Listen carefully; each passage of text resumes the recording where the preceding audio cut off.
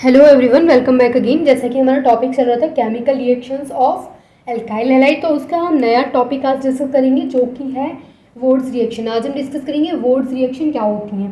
तो ये जो वुड्स रिएक्शन है, इसमें क्या होता है कि इसमें एल्काइल हैलाइड रिएक्ट करता है सोडियम के साथ in the presence of dry ether. तो अब हम देखेंगे कि जब एल्काइल हैलाइड सोडियम के साथ in the presence of dry ether react करता है तो किसका फॉर्मेशन होता है। तो जैसे मैं यहाँ पे एल्काइल हैलाइड ले सकती हूँ वुड्स रिएक्शन में, CH3Cl, ये होता है मिथाइल क्लोराइड। अगर हम इसको सोडियम के साथ रिएक्ट करवाते हैं, देखिए यहाँ पर याद रखना ये है कि यहाँ पे हम 2 सोडियम यूज़ करेंगे और ये जो एल्काइल हैलाइड हम यहाँ पर लेंगे उसको भी 2 टाइम्स लिखेंगे। तो मैंने एल्काइल हैलाइड को 2 टाइम्स लिख दिया है, 2 टाइम्स एल्काइल हैलाइड और 2 Na। अब इसको हम रिएक्ट करवाएंगे in the presence of dry ether. यहाँ पर हम लेंगे ड्राई ईथर, यानी ये जो रिएक्शन होगी वो ड्राई ईथर की प्रेजेंस में होगी। तो क्या होगा, ये जो दोनों Cl हैं, ये दोनों Cl इस Na के पास आ जाएंगे और इससे कहेंगे कि चलो घूमने चल रहे हैं। दोनों Na दोनों Cl को लेके घूमने चला जाएगा तो 2NaCl बन जाएगा। उसके अलावा CH3 जब ये दोनों रह जाएंगे तो ये दोनों कहेंगे कि भाई हम दोनों अकेले रह गए, एक काम करते हैं हम दोनों भी साथ में आ जाते हैं। बोलेंगे ठीक है आ जाइए।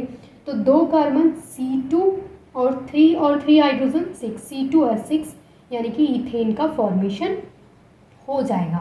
यानी यहाँ पर क्या होगा, इस रिएक्शन में 2 बार हम एल्काइल हैलाइड को लिखेंगे और 2 बार Na को लिखेंगे। 2 Na 2 एल्काइल हैलाइड जब हम यहाँ पर रिएक्ट करवाएंगे in the presence of dry ether, तो ये जो Na है वो दोनों क्लोरीन को लेके अपना अलग हो जाएगा और जो ये जो हमारे एल्काइल ग्रुप हैं दोनों, यानी कि CH3 यहाँ पे जुड़ा था, CH3 यहाँ पे जुड़ा था एल्काइल हैलाइड में, ये दोनों CH3 यहाँ आ जाएंगे और C2H6 बना लेंगे, यानी कि इथेन का फॉर्मेशन कर लेंगे। ये होती है हमारी वुड्स रिएक्शन। इसमें हम और एग्जांपल्स देख सकते हैं, जैसे हमने यहाँ पे लिया था मिथाइल क्लोराइड का एग्जांपल, इसकी जगह हम और एग्जांपल ले सकते हैं वुड्स रिएक्शन का।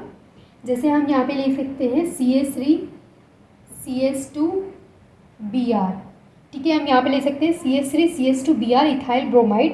अब हम इसको रिएक्ट करवाएंगे 2Na के साथ, और जैसे कि आपको पता है कि हमको ये भी कितने टाइम्स लिखना होता है, 2 टाइम्स लिखना होता है, 2 times Na 2 times Ca।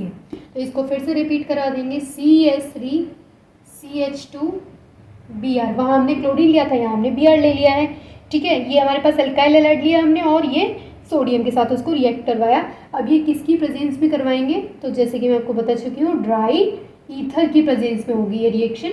Dry ether लेंगे हम यहाँ पे, फिर से Na के पास ये Na जाएगा दोनों Br के पास और ये कहेगा चलो घूमने चल रहे हैं, ठीक है। दोनों Na दोनों Br को लेकर के घूमने चले जाएंगे। उसके बाद बचा क्या, CH3 CH2, यहाँ पे CH3 CH2, कितना कार्बन है, अगर हम इसको देखें तो इस तरीके से लिख सकते हैं C2H5 और इसको लिख सकते हैं C2H5, यानी C2 और H5 तो ये हो गया और C2 और H5 भी हो गया, तो C2H5 ये हो गया। इसको बोलते हैं एन ब्यूटेन, 4 कार्बन है तो क्या हो गया ब्यूटेन, ये हो गया एन ब्यूटेन। तो यहाँ पर क्या हुआ है इस रिएक्शन में, मतलब इस रिएक्शन में हम लेंगे एल्काइल हैलाइड जिसको 2 बार लिख लेंगे। जैसे मैंने यहाँ पे 1 बार एल्काइल हैलाइड ये लिख लिया है, फिर 2 बार हम यहाँ लिख लिया है, 2 बार हम यहाँ पे Na लेंगे, सोडियम लेंगे और उसको ड्राई ईथर की प्रेजेंस में रिएक्ट करवाएंगे तो हमें एन ब्यूटेन का फॉर्मेशन हो जाएगा। जैसे हमने लास्ट एग्जाम्पल लिया था वहाँ पे हमने इसकी जगह पे क्या लिया था, मिथाइल क्लोराइड लिया था, 2 बार मिथाइल क्लोराइड लिया था, फिर हमें वहाँ पे फॉर्मेशन हो गया था ईथेन का। तो इस तरीके से होती है वुड्स रिएक्शन।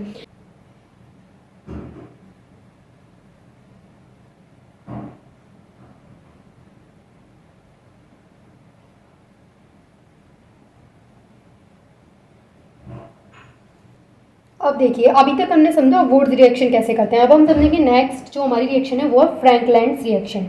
इस रिएक्शन में क्या होगा कि इस रिएक्शन में हम जो अल्काइल हैलाइड लेंगे उसको 2 टाइम्स ही लेंगे, जैसे वुड्स रिएक्शन में लेते हैं उसी के सिमिलर है ये थोड़ी। तो जैसे मैंने C2H5Cl ले लिया है 2 बार, ठीक है, 2 बार लिख लिया तो मैंने आगे 2 लगा दिया है। इसको हम 2Zn के साथ रिएक्ट करवाएंगे, यहाँ पर 2 जिंक लेंगे हम, ठीक है। अब किसका फॉर्मेशन होगा यहाँ पे कि जब हम इसको रिएक्ट करवाएंगे, तो मैं इसको ऐसे नीचे लिख देती हूँ ताकि आपको अच्छे से शो हो जाए। तो जब हम इनको आपस में रिएक्ट करवाएंगे तो यहाँ पे क्या होगा कि ये जो C2H5 का होल चॉइस Zn मिलेगा हमें और 1 जिंक इस क्लोरीन, 2 क्लोरीन बचेंगे यहाँ से, 2 क्लोरीन क्योंकि 2 टाइम्स हमने लिया है तो 2 क्लोरीन होंगे तो Cl2 होगा और 1 जिंक हमने यहाँ पर यूज़ कर लिया और 1 जिंक यहाँ पे यानी ZnCl2 जिंक क्लोराइड बना लेगा। तो यहाँ पर एक इसका फॉर्मेशन हो गया डाई इथाइल जिंक का, ये होती है डाई इथाइल जिंक। इस रिएक्शन में क्या हुआ कि 2 टाइम्स हमने अल्काइल हैलाइड को लिया और हमने वहाँ पे 2 Zn को यूज़ किया, 2 Zn, और किसका फॉर्मेशन हुआ C2H5 का होल ट्वाइस। यहाँ पर ये 2 है और जिंक हमने यहाँ पर एक लिया है, और एक जो जिंक है वो दोनों क्लोरीन को लेकर के जिंक क्लोराइड ZnCl2 का फॉर्मेशन कर लेता है। इसका हम दूसरा एग्जाम्पल देखें तो हम इसका दूसरा एग्जाम्पल ऐसे देख सकते हैं, जैसे मैं अब यहाँ पे लेती हूँ CH3Cl, और इसको भी कितने टाइम्स लेना है, 2 टाइम्स लेना है। किसके साथ रिएक्ट करवाएं, 2 Zn के साथ रिएक्ट करवाएं। तो किसका फॉर्मेशन होगा, देखिए यहाँ से ये CH3Cl CH3 का हो जाएगा होल ट्वाइस, यानी CH3 कितने टाइम्स है, 2 टाइम्स, और एक जिंक किसके साथ जुड़ जाएगा। इसके अलावा क्या बनेगा, एक जिंक यहाँ पे बचा, वो जिंक, और 2 क्लोरीन यहाँ पे बचे, वो यहाँ इसके साथ जुड़ जाएंगे। ये होगा डाई मिथाइल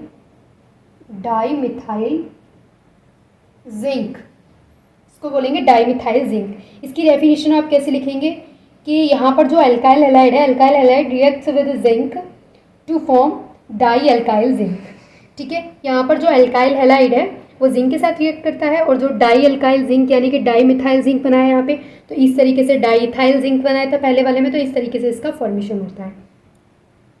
तो ये होती है फ्रैंकलाइन रिएक्शन। फ्रैंकलाइन रिएक्शन में क्या होता है कि यहाँ पे हमने जो हमारे पास अल्काइल हैलाइड है उसको हम रिएक्ट करवाते हैं जिंक के साथ, 2 बार हमको जिंक लेना होता है। फिर हमको, जैसे अगर हमने यहाँ पर मिथाइल ले रखा है तो डाइमिथाइल जिंक मिलेगा, अगर यहाँ पे इथाइल ले रखा है तो डाइथाइल जिंक मिलेगा, और ZnCl2 अलग निकल जाएगा। तो इस तरीके से हमारी फ्रैंकलाइन रिएक्शन हो जाती है। तो हमने 2 चीज़ें देखी कि वोर्ट्ज रिएक्शन कैसे होती है और फ्रैंकलाइन रिएक्शन कैसे होती है। इसके अलावा भी कुछ और देखते हैं हम। अब देखिए नेक्स्ट जो हम डिस्कस करेंगे वो है विलियमसन्स सिंथेसिस।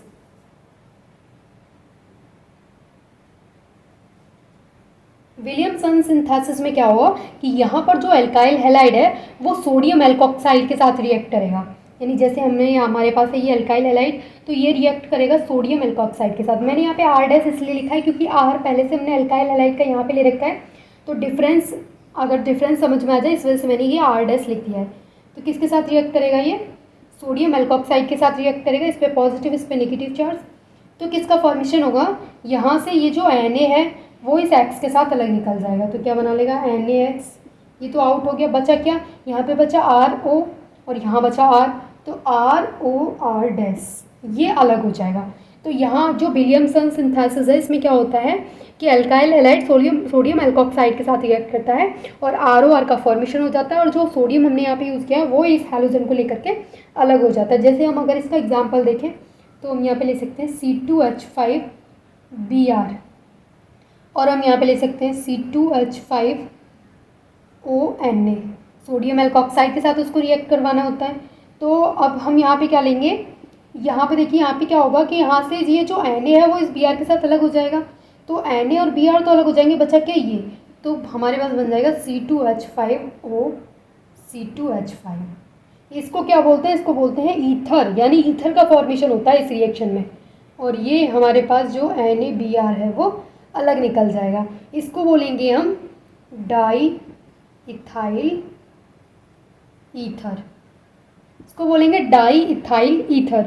यहाँ ऐसे विलियमसन सिंथेसिस में क्या होता है कि अल्काइल हैलाइड सोडियम एल्कोक्साइड के साथ रिएक्ट करता है, ईथर का फॉर्मेशन करता है, और जो सोडियम हमने यहाँ पे यूज़ किया है वो इस हैलोजन के साथ अलग निकल जाता है।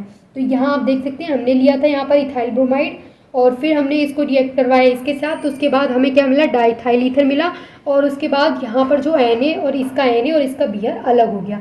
यानी इस विलियमसन सिंथेसिस में फॉर्मेशन होता है ईथर का। इसकी डेफिनेशन कैसे लिखेंगे, alkyl halide reacts with sodium alkoxide to form ether.